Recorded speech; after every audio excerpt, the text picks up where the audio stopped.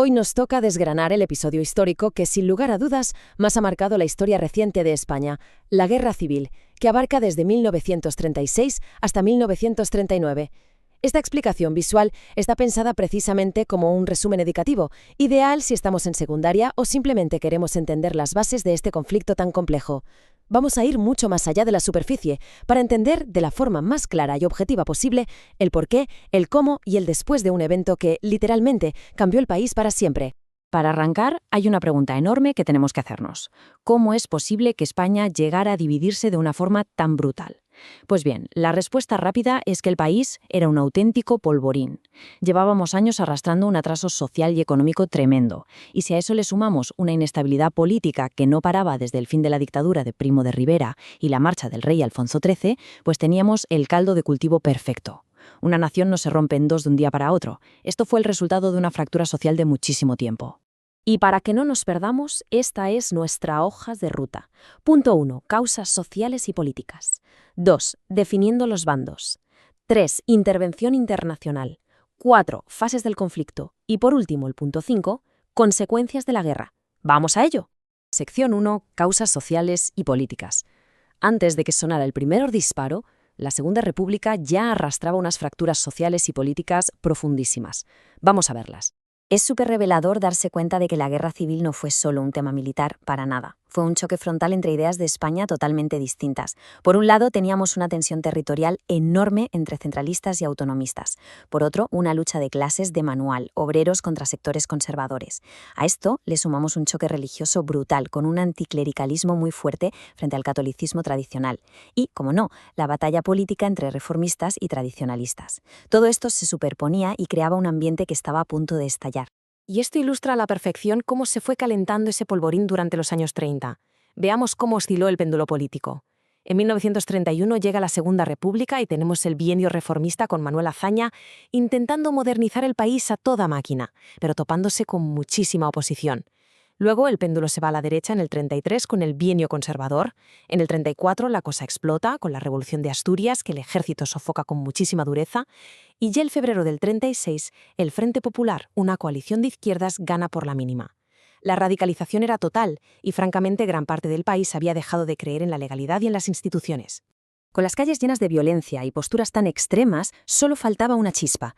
Y esa chispa, el detonante absoluto, llegó en julio del 36. El día 12 asesinan al teniente socialista José del Castillo. Y como venganza, al día siguiente, secuestran y matan al líder conservador José Calvo Sotelo. Madre mía, la conmoción fue tremenda. Esto fue el empujón final que necesitaban los militares, que llevaban meses conspirando para adelantar sus planes. El 17 de julio se subleva la guarnición de Melilla, y ahí arranca el golpe de Estado. Pasamos a la sección 2, definiendo los bandos. Como el golpe militar fracasó a la hora de tomar todo el país de golpe, España quedó dividida en dos zonas que no podían ser más opuestas. Al formarse estos dos bandos, la fractura fue tanto geográfica como de mentalidad. El bando republicano se quedó con las grandes zonas urbanas e industriales, como Madrid y Cataluña. Su discurso era claro. Luchaban para defender la República Democrática contra el fascismo. En el otro extremo, el bando nacional, o sublevado, controlaba sobre todo la España agraria, zonas inmensas como Castilla y León o buena parte de Andalucía. Ellos veían su lucha como una cruzada, tanto religiosa como militar, para salvar a España del comunismo y el separatismo. Hay una pieza clave para entender el rompecabezas del Frente Republicano: las milicias populares. Resulta que un 80% de los oficiales del ejército se unió a la sublevación, así que el gobierno republicano se quedó prácticamente sin mandos. La solución de emergencia: armar a la población civil. Así nacieron estas milicias, voluntarios súper valientes, pero con poca disciplina militar, que venían de sindicatos y partidos de izquierda como anarquistas o comunistas. Básicamente, llevaron la lucha política directamente a las trincheras.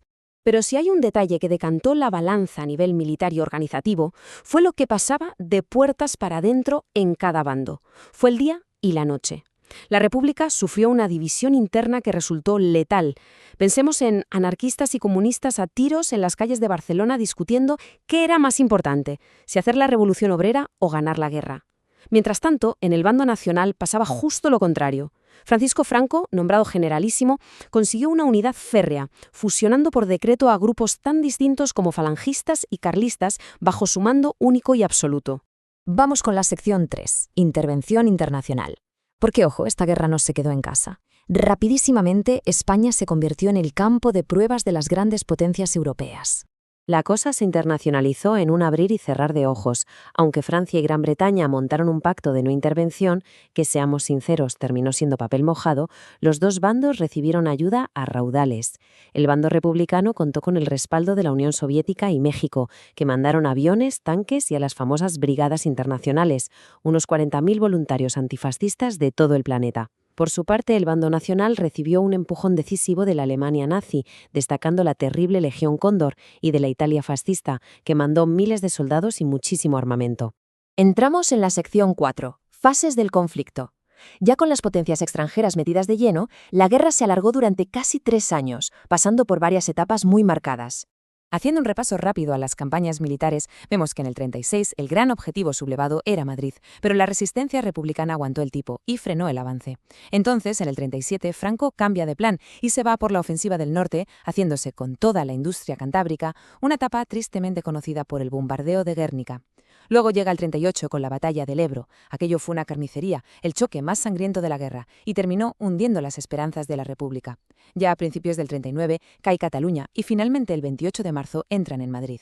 La guerra termina oficialmente el 1 de abril.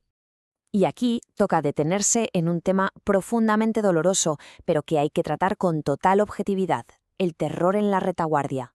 Porque la muerte no solo estaba en el frente. En la zona republicana, las milicias desataron una violencia anticlerical y política tremenda, asesinando a más de 8.000 religiosos. En la zona nacional, la violencia fue pura represión sistemática y fría. Generales como Mola ordenaron literalmente eliminar a cualquier adversario político. Al final, en ambos lados, las purgas ideológicas se mezclaron con venganzas personales de toda la vida, dejando una tragedia incalculable. Llegamos a la última parte. Sección 5. Consecuencias de la guerra. Cuando las armas por fin callaron en abril del 39, lo que quedó fue un país roto, enfrentándose a un panorama desolador. Solo la cifra ya pone los pelos de punta: 500.000. 500.000 personas es la dramática estimación de las víctimas mortales. Y es importantísimo tener claro que aquí no solo contamos a los soldados que cayeron en batalla, sino también a todas esas personas que murieron por la represión, el hambre y los fusilamientos lejos del frente. Y a ese 500.000 hay que sumarle 300.000 más. 300.000 españoles que tuvieron que salir huyendo al exilio, cruzando a Francia o yéndose a México y otros países. Fue una pérdida de talento absolutamente brutal para España. Hablamos de científicos, políticos, artistas, gente como el famosísimo poeta Antonio Machado, que de hecho falleció al poco de cruzar la frontera francesa. Y para los del bando perdedor, que no lograron salir del país, el futuro fue oscurísimo. Se calcula que más de 250.000 personas acabaron en prisiones franquistas o en campos de trabajo forzado nada más terminar la contienda. Fue el inicio de una posguerra marcada por el castigo y un control total. Haciendo balance, el país quedó en la ruina más absoluta. España perdió todas sus reservas de oro, enviadas a Moscú para pagar el armamento. Las infraestructuras, como vías de tren y puentes, estaban hechas polvo.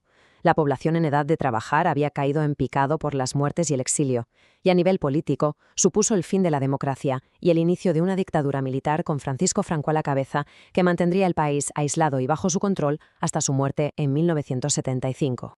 Para cerrar este resumen educativo, vale la pena quedarse con una reflexión final. ¿Por qué las heridas de esta guerra siguen tan presentes en la España de hoy?